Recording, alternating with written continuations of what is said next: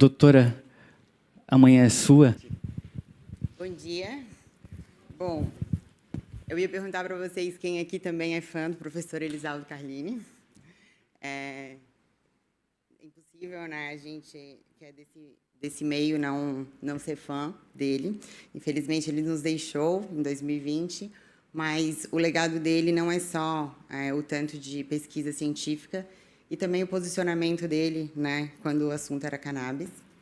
Esse link, esse QR Code ali, leva para uma entrevista que ele deu em 2018, onde ele conta a história que o professor Lessa mencionou. É um bate-papo bem legal, dá para conhecer um pouco mais da história dele e perceber, né, o porquê que todo mundo dessa área que fala de cannabis gosta tanto do professor Elisaldo Carlini. Aqui está o meu currículo. Meu nome é Rafaela, eu sou manezinha, também. Sou dentista, sou prescritora de cannabis há alguns anos. Estou muito feliz e honrada de estar aqui para fazer essa troca com vocês. Quero agradecer à OAB pelo convite. Para cá. Tá. Isso, arrumando o microfone. Já aproveitar para dar um oi também para o pessoal do YouTube. Muito obrigada pela presença de vocês também. Obrigada pela presença de todos vocês. O tempo de vocês significa muito para mim. Eu não tenho vínculo nenhum com nenhuma empresa, então o nosso bate-papo vai ser totalmente livre de conflitos de interesse. E eu quero começar dando uma notícia muito boa para vocês. Nós estamos vivendo mais. Isso é verdade. Então, no início do século XX, a nossa expectativa de vida era em torno de 30 anos.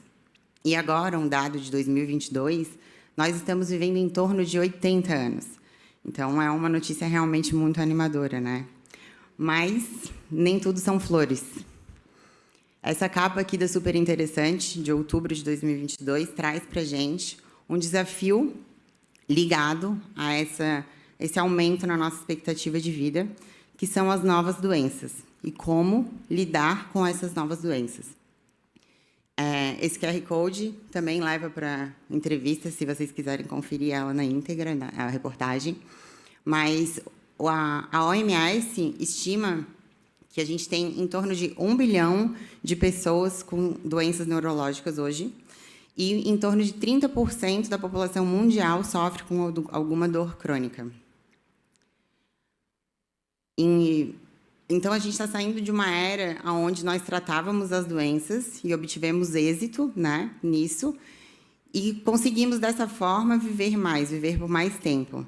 E agora nós estamos entrando numa era onde é preciso que a gente desvie um pouco o olhar dessas doenças para tentar entender como que a gente faz para aproveitar melhor esse tempo que a gente ganhou a mais aqui, né, nesse corpo.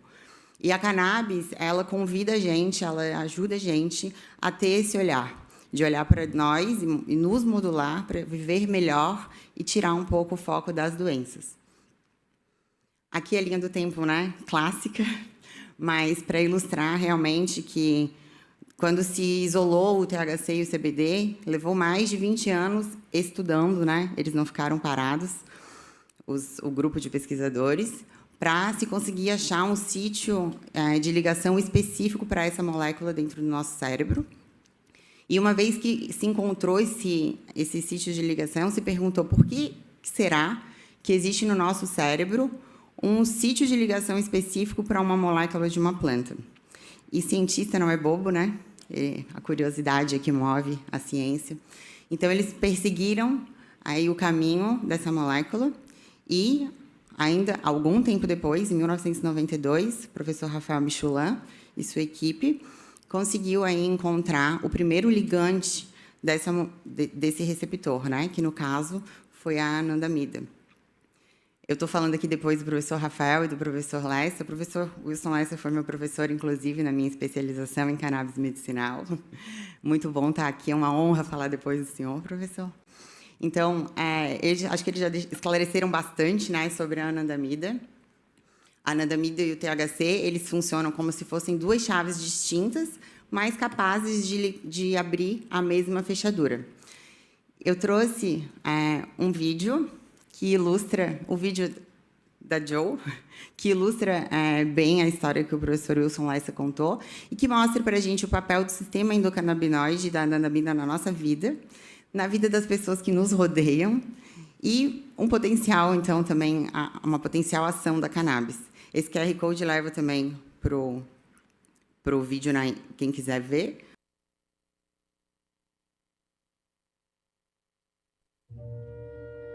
In the Scottish Highlands, near Loch Ness, there's a mythical creature, but it's not a monster. It's a mutant. And her name is Jo Cameron, a 72-year-old retiree with a rare genetic mutation that makes her impervious to pain. There are many ways people who don't feel pain for various reasons. Mine has nothing to do with nerve endings or nerves. In fact, I'm very, very ticklish. So I've got all the feelings, but I don't get pain.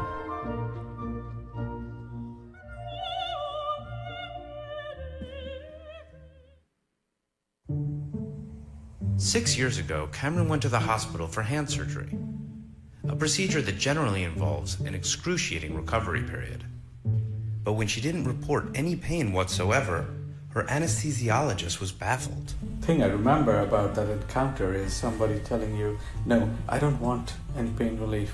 You can do the surgery without it. He obviously thought I was one of those people who on principle would not take painkillers. And he said, you really will. This is going to be really painful. And to my amazement, Jo did not take any painkillers at all till her discharge. And when I looked at her pain scores noted by the nurses, it was 0 out of 10 throughout. He said, do you mind if I check your medical records? Because this is a very, very strange occurrence. And her story got more and more interesting. She had walked out of a car crash at age 8 years with broken collarbones without any pain. She had a hip surgery the year before, and she didn't need any painkillers after the surgery. So that's when I got convinced that here's somebody who is genuine, does not feel pain, and needs to be investigated further. Dr. Srivastava and a team of researchers analyzed Jo's DNA and discovered that her condition is the result of a mutation on 2 related genes called FA and FA-out. We all have these genes, but hers are missing the component which is responsible for breaking down a chemical in our brains called anandamide, often called the bliss molecule. Anandamide is named after the Sanskrit word for joy, bliss, or happiness. It is a kind of endocannabinoid, named for the plant that led to its discovery, Cannabis sativa, a common strain of marijuana. Because Jo doesn't break down the anandamide, the high concentration in her brain is responsible for her insensitivity to pain, as well as other characteristics: no stress, no fear, and a perpetual good mood. Because I don't get stressed, I don't get angry, I don't get depressed. I've been very lucky. Here is somebody who doesn't really suffer from sadness or melancholia as we know it. This points to a link between emotional and physical pain. And according to Dr. Srivastava, the implications may go even further. What Jo tells us is that the endocannabinoids have a major role in pain as well as for relieving anxiety. And more interestingly, from the surgical perspective, an accelerated wound healing. My scars disappear very quickly, really quickly. Studying Cameron's unique condition could have a profound impact on the future of pain treatment medication. And while her happy, pain-free existence seems enviable, there are downsides as well. There have been stories of young people who haven't felt pain, and they do something and they die. It's not so much now because my family watch me, and I've got Jim who's brilliant. I see my role as to look after Jo, but particularly now that I know the situation.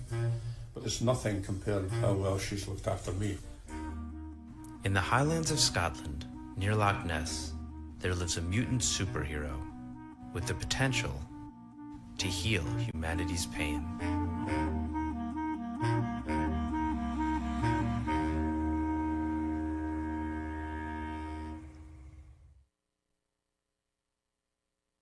Eu não estou falando para ninguém namorar um maconheiro, né? Mas sobre a importância dessas descobertas, a Health Canada, em 2018, publicou um documento e nele continha uma lista de potenciais alvos terapêuticos dos canabinoides. Esse QR Code aqui leva para esse estudo também. Quem quiser, fica à vontade para conferir.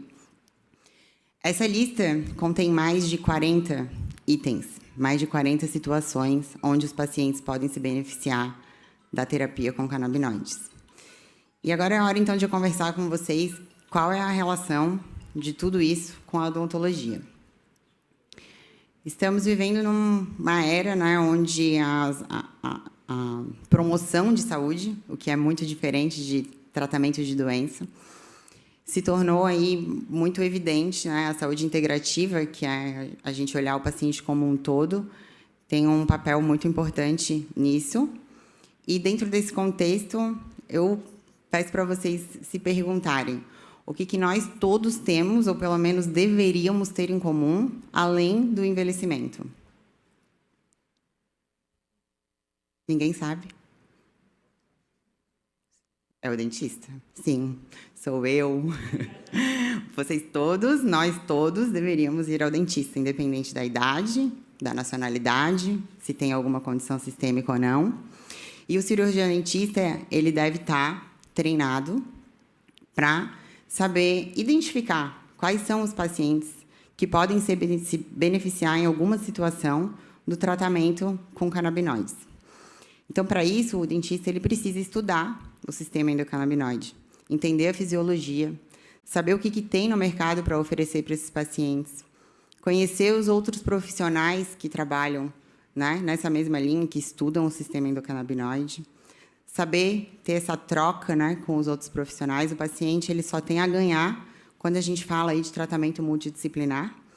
Quando eu falo tratamento multidisciplinar, eu não estou falando só entre dentista e médico, eu estou falando de fisioterapeuta, psicólogo, personal trainer, seja o que for, até visagista, qualquer coisa que faça o paciente se sentir melhor, ter uma vida melhor. Hoje em dia, a gente já sabe que a anandamida está diretamente conectada ao nosso prazer. Então, é muito importante que a gente descubra quais são as nossas aptidões e aquilo que nos faz feliz.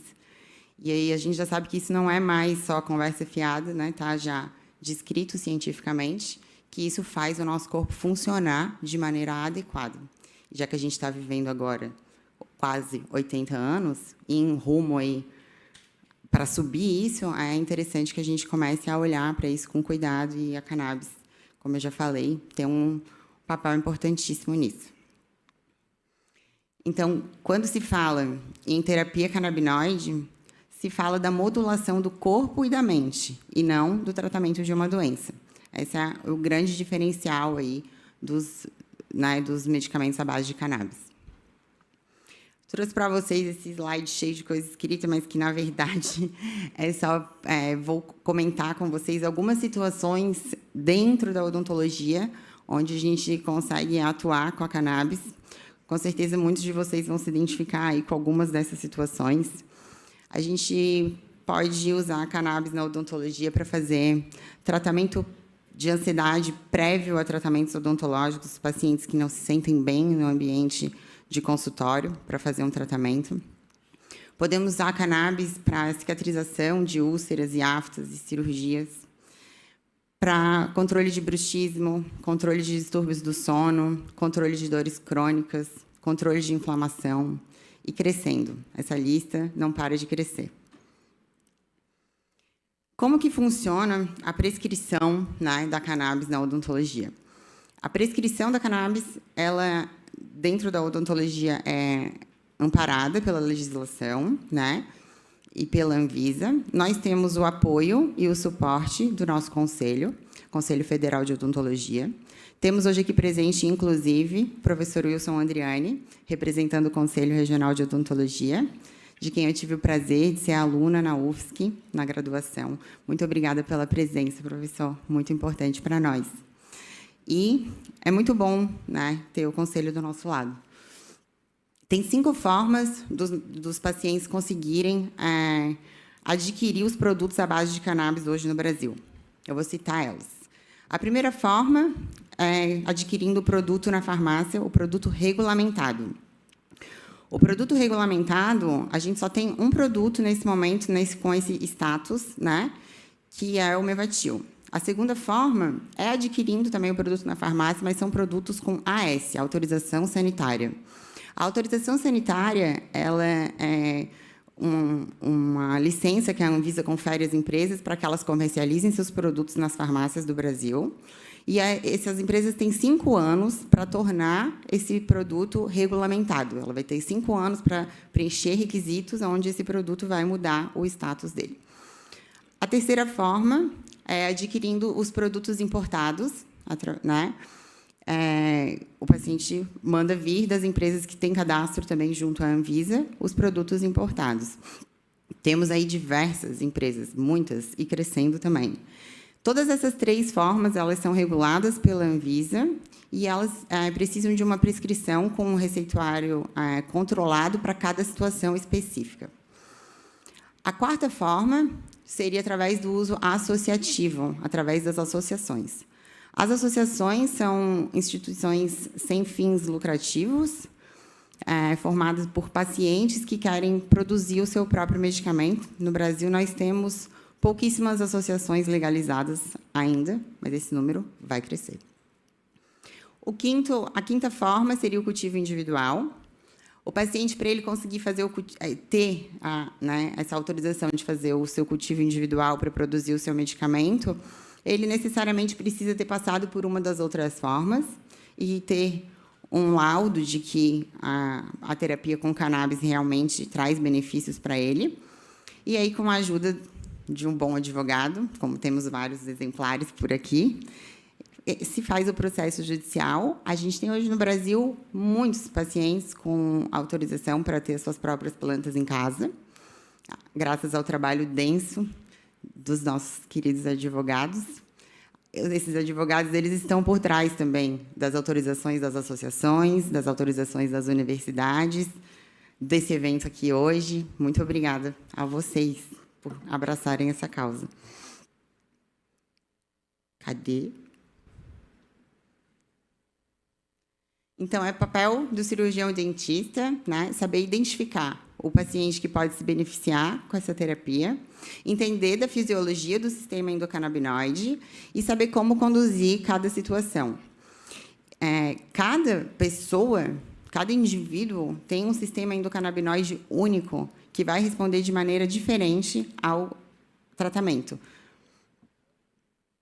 Então, eu trouxe aqui 3 pequenas reflexões para a gente fazer juntos. A primeira delas é que a cannabis é, sim, o meio como nós descobrimos o nosso sistema endocannabinoide. Quando eu digo nós, como o professor Wilson Lessa falou, eu digo a ciência, a comunidade científica. Então, a cannabis é, sim, o meio pelo qual nós descobrimos o sistema endocannabinoide, porém, ele é um sistema muito complexo, né? E pode ser modulado de várias formas. A terapia com fitocannabinoides é uma delas. Mas é uma modalidade muito importante, muito relevante, porque, assim como nossos dentes envelhecem, o nosso cabelo envelhece, a nossa pele envelhece, né? Nós envelhecemos, o nosso sistema endocannabinoide também envelhece. E a modulação do sistema endocannabinoide poder ser feita através de compostos que existem numa planta é uma ferramenta muito valiosa para o nosso envelhecimento, de maneira saudável. A segunda reflexão que eu queria aqui trazer para vocês é que, a despeito do que nós aprendemos desde o colégio até, né, na graduação, que a gente tem lá 5 sistemas e que o sistema nervoso central é o grande comandante, né, do nosso organismo, a gente sabe hoje que o sistema endocannabinoide que é aí o grande coordenador do nosso funcionamento. E, embora essa descoberta já tenha mais de 30 anos, o sistema endocannabinoide continua fora dos livros da área de saúde, continua fora das disciplinas de graduação. Quem quer estudar sobre isso tem que recorrer ao PubMed. E lá no PubMed tem, sim, muita coisa, muito artigo. Eu também tenho bastante artigo. Quem quiser me chama no Instagram, que eu compartilho com muito prazer o meu drive com vocês. E eu acho muito interessante, né, e sugiro realmente que vocês olhem a quantidade de artigo bom que tem. E quanta gente boa falando sobre isso, porque É preciso disso para quebrar a objeção mais ultrapassada que existe, né? Que é não existe evidência científica. E a minha terceira reflexão com vocês é que a gente não pode deixar de destacar que, quando a gente fala nesse assunto, existe aí toda uma questão social, histórica e social, né? De verdadeiros heróis que nunca desistiram de estar aí desmistificando essa planta, pessoas que nunca, que realmente não se deixaram levar, né, por todas as objeções, que não são poucas. Temos aqui alguns exemplos desses heróis. Temos presente aqui a Santa Cannabis nos apoiando. A Santa Cannabis é a primeira associação do sul do Brasil a ter autorização judicial para cultivar, para fazer medicamento e tratar pacientes e também fazer pesquisa. Parabéns, Pedro. Essa vitória é uma vitória muito grande para toda a comunidade canábica. Temos aqui também o professor Eric Amazonas, que conseguiu fazer com que a UFSC fosse a universidade pioneira no Brasil a ter essa autorização também para cultivo e pesquisa, que vai falar depois de mim. Parabéns também.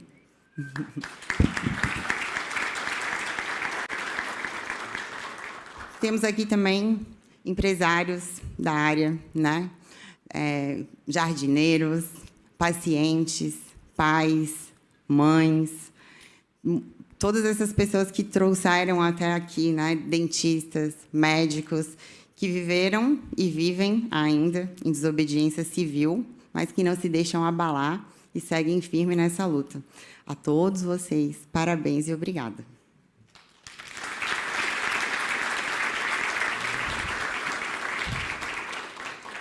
A gente estou chegando ao fim, né? Não sei nem quanto tempo que tenho, mas espero não ter passado do tempo.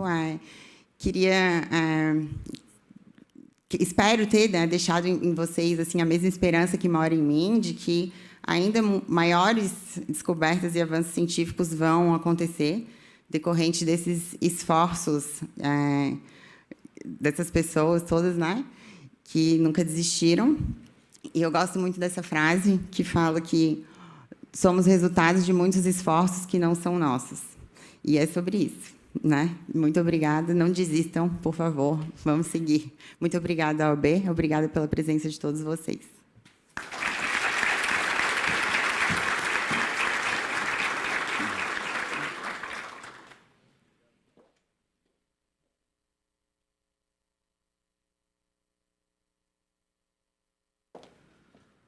Muito obrigada, doutora Rafaela.